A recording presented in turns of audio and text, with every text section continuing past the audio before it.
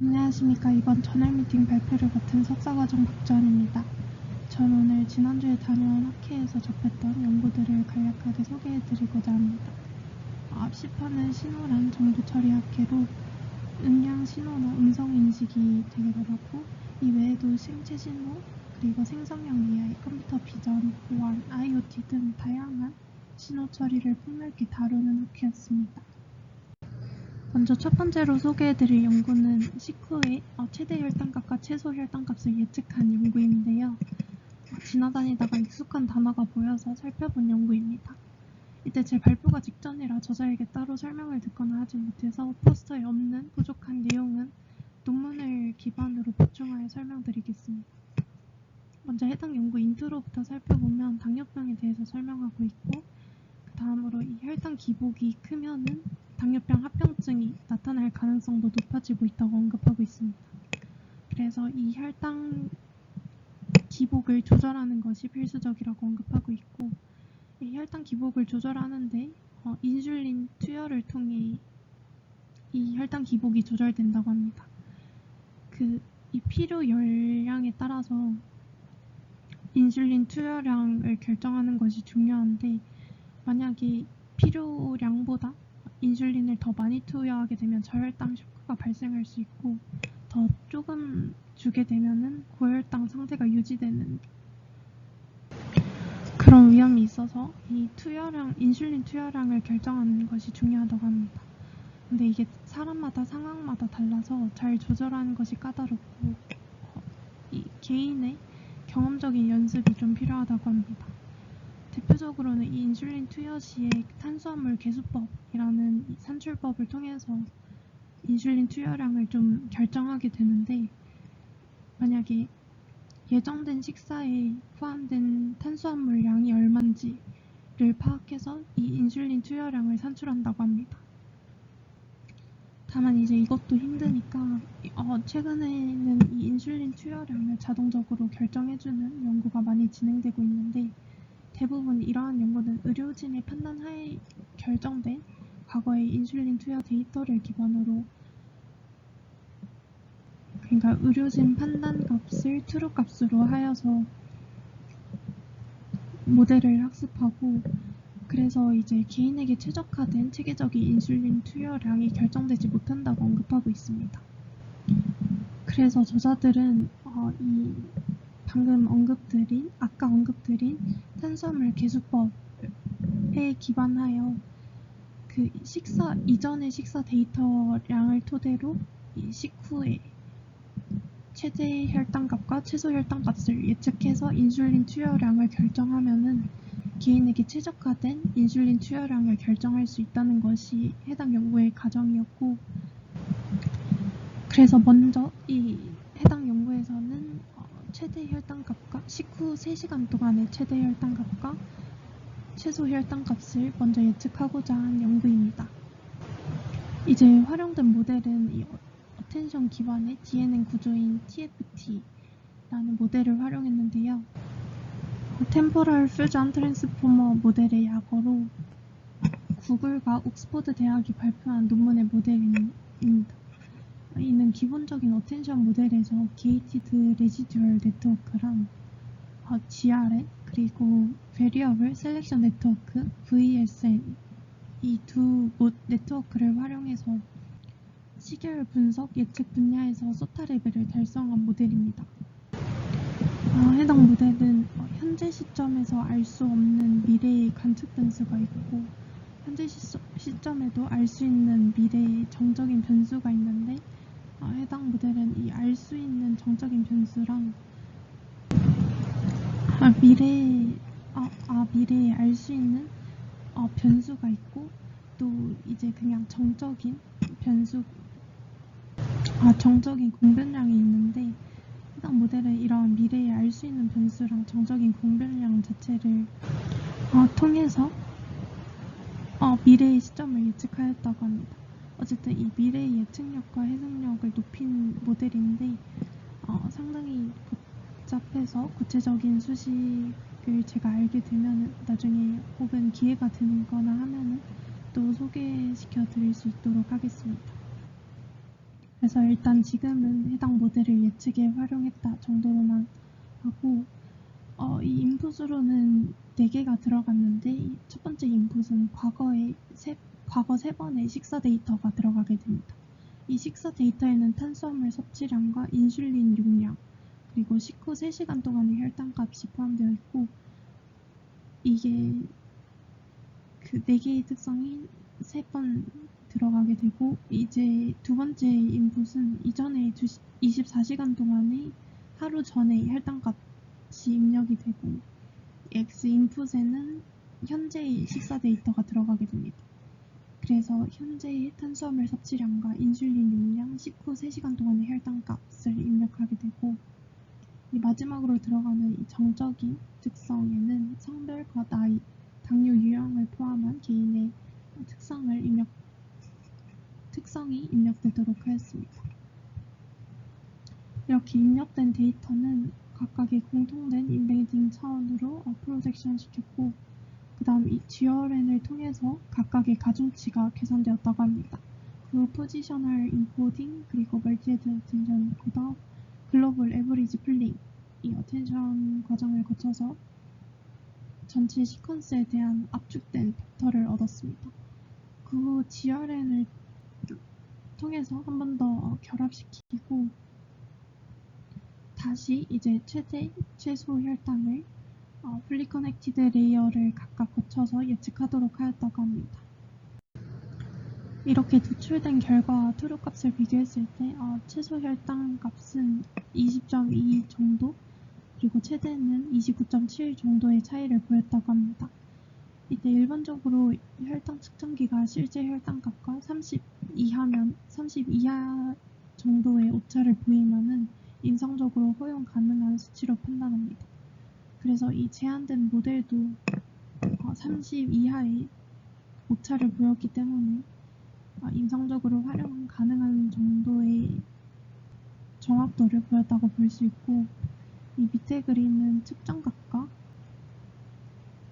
예측값을 플랫한 건데 왼쪽이 식후의 최소 혈당값, 오른쪽이 식후의 최대 혈당값입니다. 그래서 근데 이제 최소 혈당값 예측에서는 실제로 이 낮은 혈당값을 높게 예측했는데 저자들이 이 점에 대해서 저혈당일 때 데이터가 좀 부족하기 때문으로 언급했고 그래서 추후에 오버샘플링이나 모델 웨이트를 조정하는 등의 개선이 필요하다고 합니다. 또 향후 연구에서는 인슐린 투여량을 결정하는 시스템으로의 확장도 당연히 필요하다고 말하고 있습니다. 다만 제가 생각했을 때 해당 연구에서는 혈당 예측 모델을 기반으로 인슐린 투여량을 아직은 예측을 한 게 아니기 때문에 의료진이 과거 결정에 의존해서 개인별 최적화가 잘 이루어지지 않았다고 언급한 이 연구 배경에 대해서는 좀 잘 와닿지 않았던 것 같습니다. 그래서 추가적으로 진행하는 연구에서는 인슐린 투여량을 결정하는 시스템으로 확장시킬 뿐만 아니라 이전의 연구에서의 인슐린 투여량을 결정한 이 모델과의 체계적인 비교도 수행해보면 좋을 것 같다는 생각이 들었습니다. 다음 연구는 이 심음도 신호를 활용해서 심근경색의 예측을 진행한 연구입니다. 보통은 심근경색 탐지를 위해서 임상적으로 심전도나 아니면 트로포닌이라는 혈액 분석 지표가 활용된다고 하는데 이들은 고가의 장비랑 진단이 필요해서 의료 수혜가 없는 의료 자원이 부족한 지역에서는 한계를 보이고 있다고 합니다. 근데 이 심음도는 저비용이고 효율성이 높고 무엇보다 그 비침습적인 신호로 심장 판막의 개폐나 혈류의 이상, 병리학적인 심장 잡음을 포착해서 심장의 이상을 알 수 있는 신호라고 합니다. 그래서 본 논문에서는 심음도 신호와 트로포닌 검사를 토대로 심근의 손상 정도를 4단계로 분류하는 비침습적 딥러닝 모델을 개발하고자 하였다고 합니다.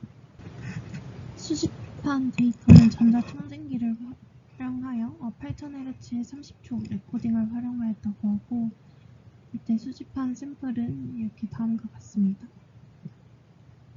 이제 여기에서 나온 이 4가지 지표는 트로포닌 농도에 따라서 4단계로 분류한 것인데, 이 마이크로가 제일 작은 심각도, 이 라지가 제일 높은 심각도를 보이는 것으로 보면 됩니다. 여기 위에 전체적인 도식도를 보시면은 이 마이크로, 스몰, 미디엄, 라지 이렇게 4단계로 구분되어 있고, 여기 하나 더 블록이 2개나 있는데, 이건 뭐냐면 이 위쪽의 블록은 ST의 상승이 있는 심근경색, 이거는 ST 분절의 상승이 없는 심근경색이라고 합니다.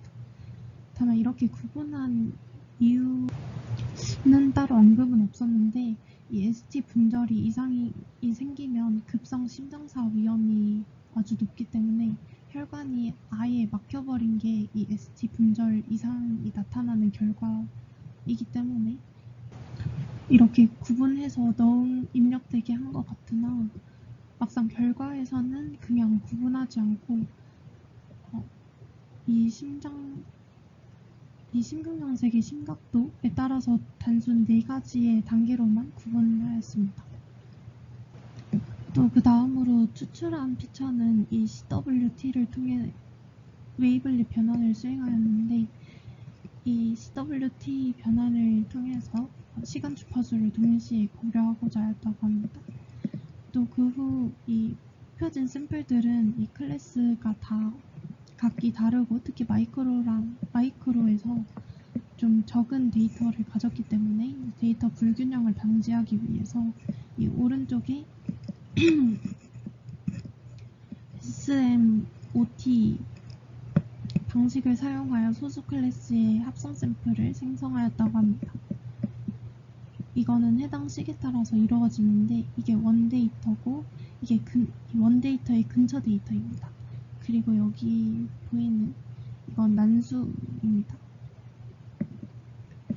0에서 1 사이의 난수값으로 생성돼서 결국 이 현재 데이터에 가장 근접한 데이터 사이에 어떤 지점으로 데이터가 생성된다고 보시면 됩니다.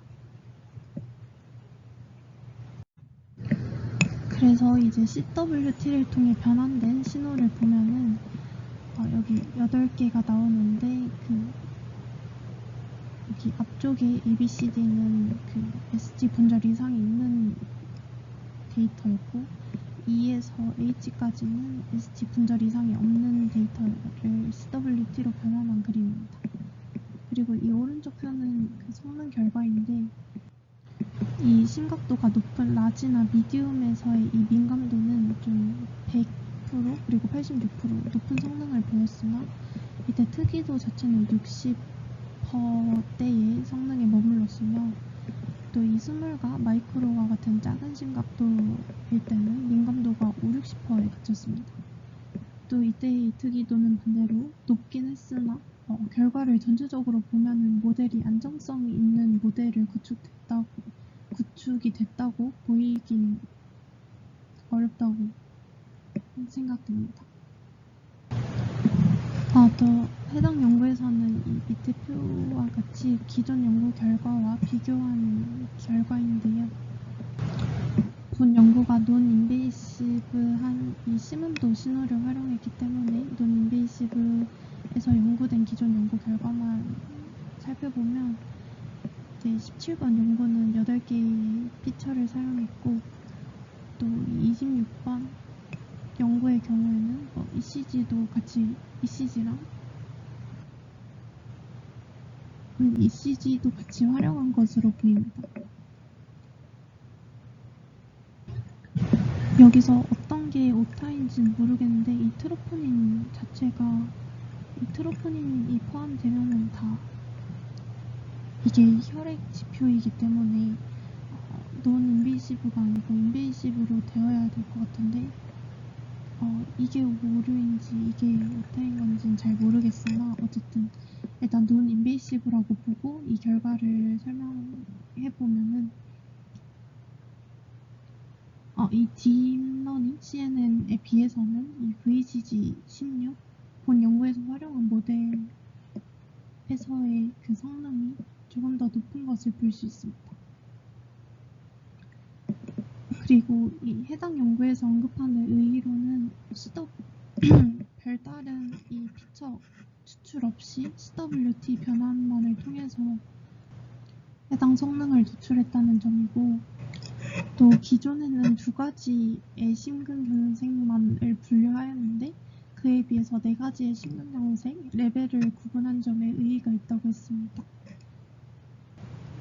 다만 좀 아쉬운 점은 사실 ST 분절 상승인지 아닌지가 이 연구를 보다 보면 더 중요한 것 같은데, 이러한 중요성에 대해서는 크게 언급이 없었고, 또 결과도 8개의 라벨로 분류하는 것이 아니고 4가지의 심근경색의 심각도만을 통해서 분류한 것이 조금 아쉬웠고, 또 심전도의 경우에는 웨어러블 디바이스로도 측정이 가능한데 이러한 점은 따로 언급하지 않고 그냥 단순히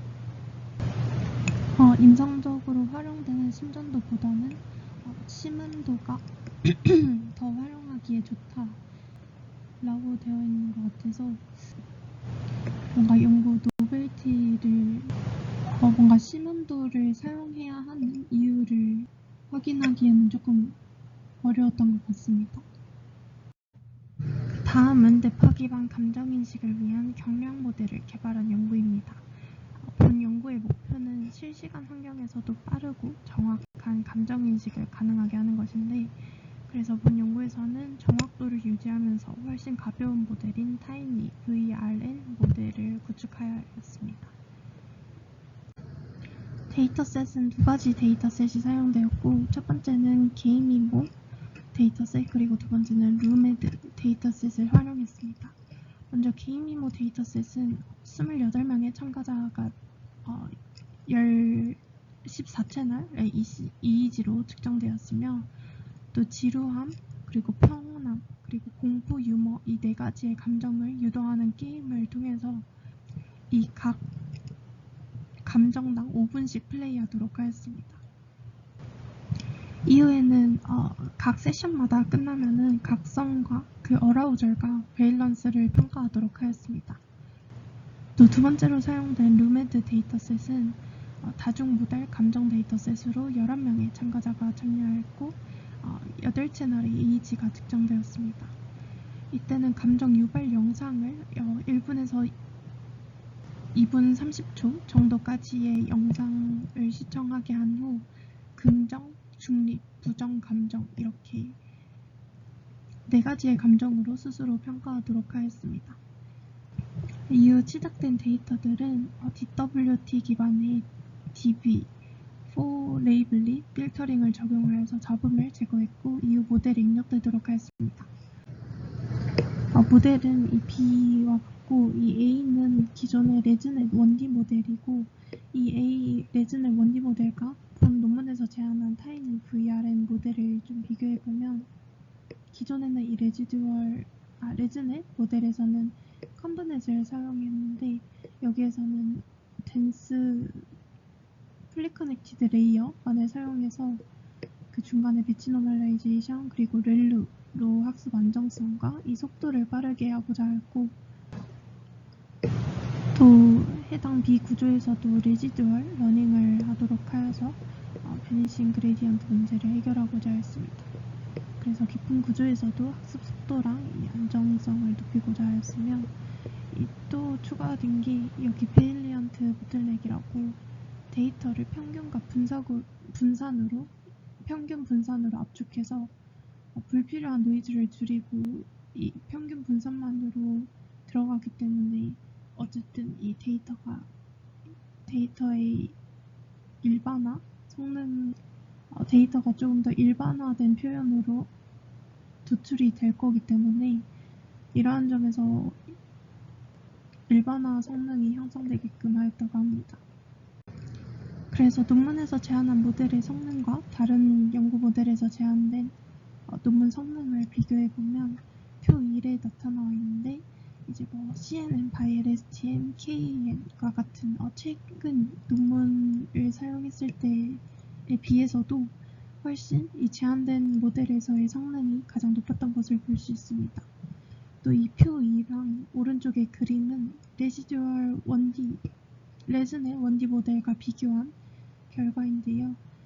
먼저 일단 레즈네 원디 모델의 경우에는 성능도 타이니 VRN에서 더 높았기도 했지만 그 파라미터 수 자체를 비교해봤을 때도 레즈넷이 47만 개, 그리고 타이니 VRN 본 논문의 모델이 10만 개 정도로 75%의 파라미터 수가 감소했다고 하며 학습 시간도 절반 이하로 단축되었다고 합니다.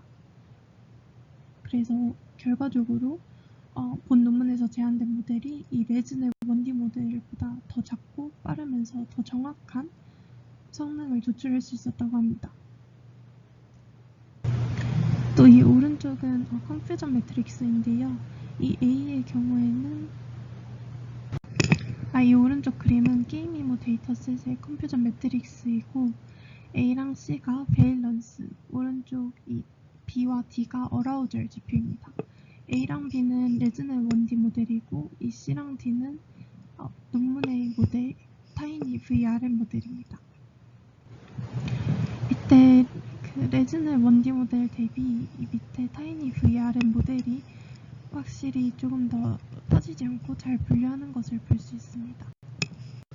또 왼쪽의 그림은 루메드 데이터셋에서 성능 평가된 컨퓨전 매트릭스인데 A가 기존의 레즈넷 원디 모델이고 오른쪽이 타이니 VRN 모델입니다. 이때 보면은 대각선 행렬이 확실하게 B 그림에서 더 뚜렷하게 나타나는 것을 볼 수 있습니다. 끝으로 단연 학회가 아무래도 그 신호 처리라는 방대한 분야를 다루는 학회이다 보니까 다양한 분야에서 어떤 모델이 주로 사용되는지도 볼 수 있었는데요. 이번에 가서 보니까 파운데이션 모델을 활용하는 것을 많이 볼 수 있었습니다.